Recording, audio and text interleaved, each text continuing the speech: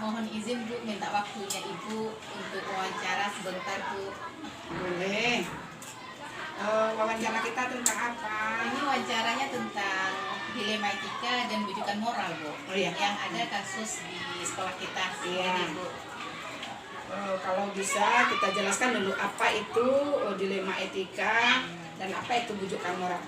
Ya, Bisa jelaskan? Iya, kalau dilema etika ini Bu, belum ada permennya yang dari baik itu dari bupati atau dari pemerintah sendiri, dari pusat. Belum ada peraturan yang tertulis yang mengikat ya. Peraturan tertulis yang mengikat. Tapi kalau yang di sekolah kita itu termasuk dilema etika Bu, karena masalah kita di sekolah kita mungkin masih masalah yang bisa diatasi. Ya. Mungkin Ibu sendiri mungkin bisa mengatasi masalah kita yang di sekolah.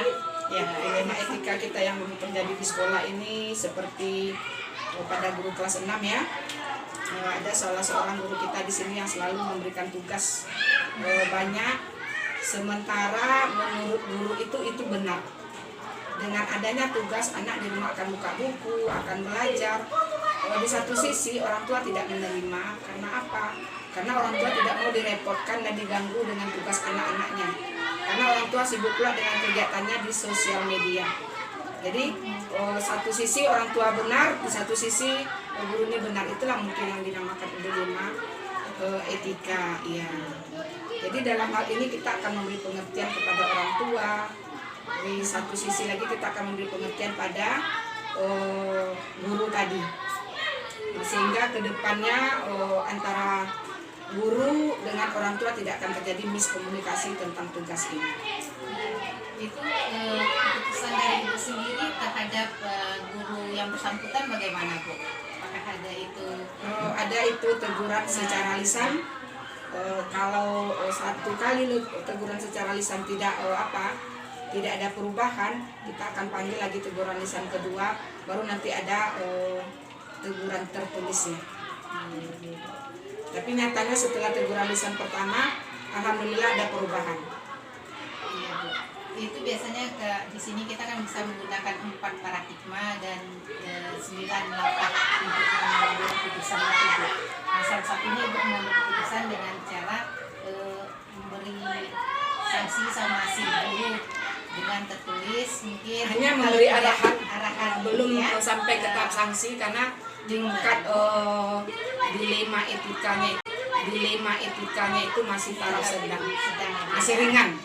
Seandainya tidak diindahkan juga dengan guru bersangkutan bagaimana Bu? Berarti kita akan memberikan lagi nanti teguran tertulis yang ada. Kita menyiapkan semacam buku teguran per guru kelas dia punya. Oh gitu ya Bu ya. Ini biasanya ini prosedur yang Nanti kan akan berkaitan nih nanti dengan SKP guru tahunan kalau guru itu pegawai negeri, tapi kalau guru itu kontrak daerah, dia juga akan berkaitan dengan SKP-nya. Iya Bu. Oke Bu, mungkin kalau itu mungkin tanggapan Ibu mungkin baik juga ya Bu, bagus dikasih teguran dulu arahan sama guru yang bersangkutan. Nanti kalau tidak diindahkan mungkin Ibu ngambil keputusan yang lain, baik itu sanksi, dikasih sanksi. Biasanya Ibu sanksinya itu berupa apa Bu? Yang akan Ibu beri gitu, kalau seandainya tidak diindahkan Ibu Yang jelas sanksi di dunia pendidikan ini pasti sanksinya edukatif ya, mendidik ya. Bu ya. Kita sudah mendidik tahap kepala sekolah. Kalau nyatanya tidak mampu kepala sekolah mendidik, kita lanjutkan ke pengawas. Mungkin pengawas nanti bisa membinanya. Iya, berarti kita punya tingkatan di sekolah benar, kita ya. ya. Kalau nggak bisa kita mengatasi, berarti ke pengawas. Ke pengawas. Kalau nggak bisa, mungkin ada juga lagi. Ada lagi korwil kita, ada lagi nanti dinas pendidikan kita. Berarti ada yang masing-masing tugasnya ya Bu ya. Iya. Oke Bu, mungkin itu saja Bu wawancara saya hari ini sama Ibu. Terima kasih atas waktu Ibu. Ya, terima kasih banyak. Semoga bermanfaat untuk kita semua. Amin. Semoga kita lebih baik ke depannya lagi ya Bu ya. Sekolah Amin. kita juga lebih baik ke depannya. Amin. Terima kasih ya Bu ya. Assalamualaikum. Waalaikumsalam warahmatullahi wabarakatuh. Assalamualaikum Ibu. Waalaikumsalam. Boleh minta waktunya sebentar Ibu? Boleh. Jadi saya akan mewawancara Ibu tentang 4 4 paradigma dan 3 prinsip dan 9 keputusan. Ini sebagai untuk tugas calon guru penggerak saya, Bu, ya.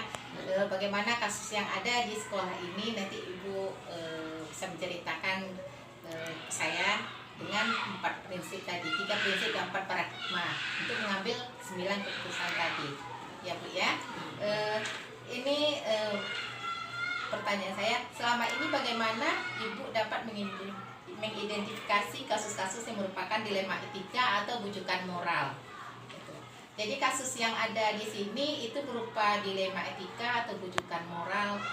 Bisa Ibu ceritakan sedikit kasus yang ada di sekolah ini? Biasanya kasus yang kami hadapi di sekolah misalnya masalah nilai anak, ya kan? Iya. Nah, kadang kita kasih rendah, orang tua tak terima. Jadi Gitu ya, Bu. itu yang sering kami alami. Berarti kasusnya tentang masalah anak, ya Bu, ya. Nah, kasus yang kita angkat di sini tentang masalah nilai anak, Nilai anak antara guru guru dengan wali murid, ya Bu, ya.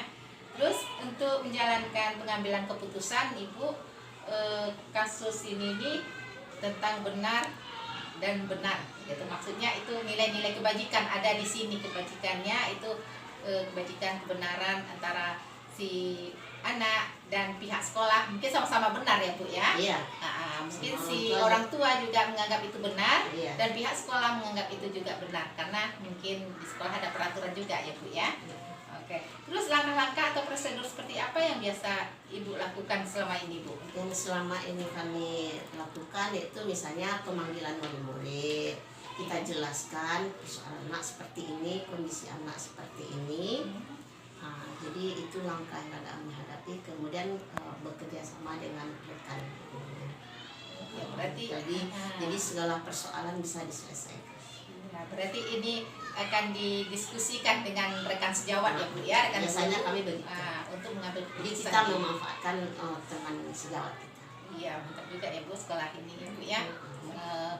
Mengadakan dengan rekan-rekan sejawat itu namanya kolaborasi, ya Bu. Kita saling kolaborasi dengan pihak sekolah yang lain juga, dengan teman-teman rekan sejawat juga.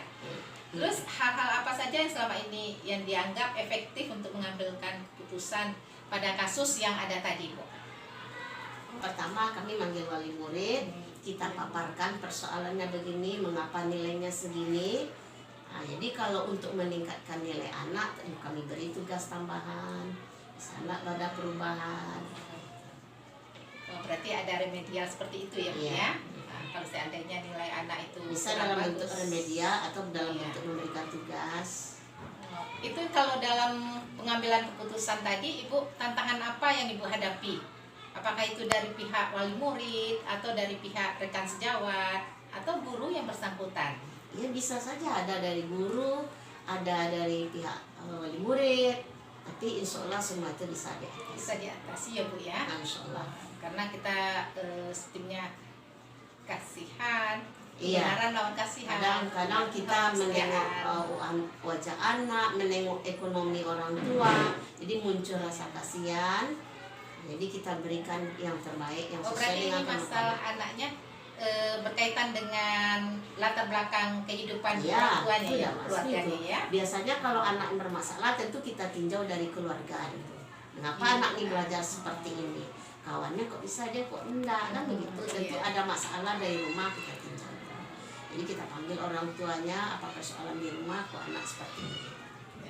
Dalam pengambilan keputusan tadi, Ibu, apakah Ibu mempunyai jadwal tertentu untuk menyelesaikan masalah ini, memanggil orang tuanya atau siswa tersebut dipanggil atau bagaimana? Yang namanya jadwal tertentu, nah, kita di mana waktu luang, nah di situ kita buat penyelesaian masalah. Berarti itu tak ada jadwal tertentunya, ya Bu, ya. Iya. Nah, karena mungkin masalahnya kekeluargaan diselesaikan. Dengan Mungkin diselesaikan jadwal dengan tertentu, secara gitu. kekeluargaan.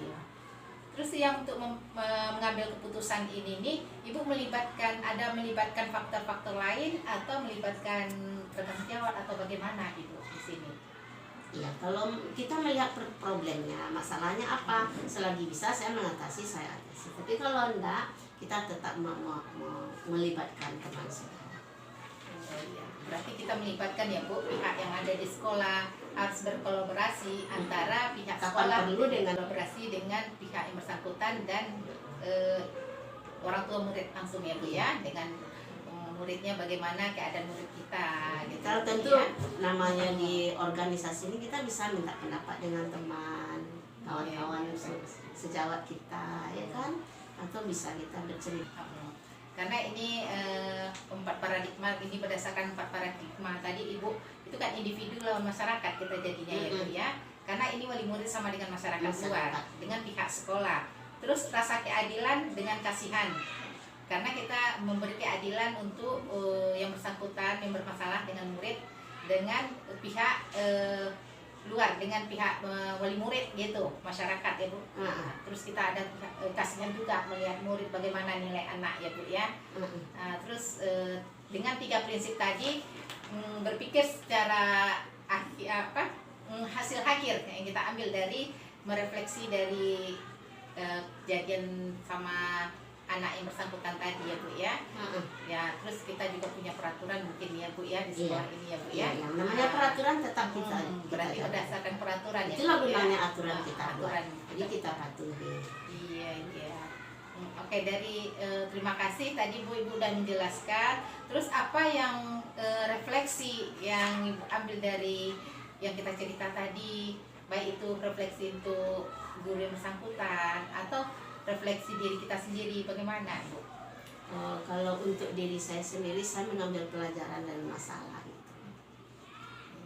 Berarti dari refleksinya dari masalah itu kita ambil, kita angkat bagaimana kita kedepannya bagaimana masalah yang terbaik ya, ke depannya untuk anak dalam didik menghadapi anak didik kita. Iya, juga ya Bu ya.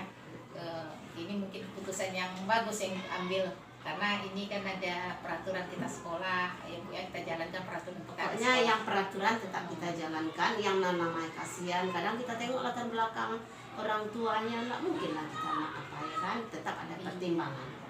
Ini termasuk dilema etika ya, dilema etika juga kita, karena ini tidak ada peraturan kayak perbuknya atau permennya, karena dilema etika itu bisa keadilan dengan sistem kasihan ya Bu dengan murid, bisa diselesaikan secara kekeluargaan bisa.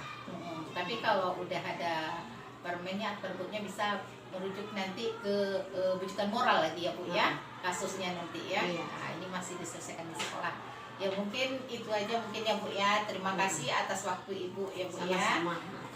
Terima kasih ya Bu ya.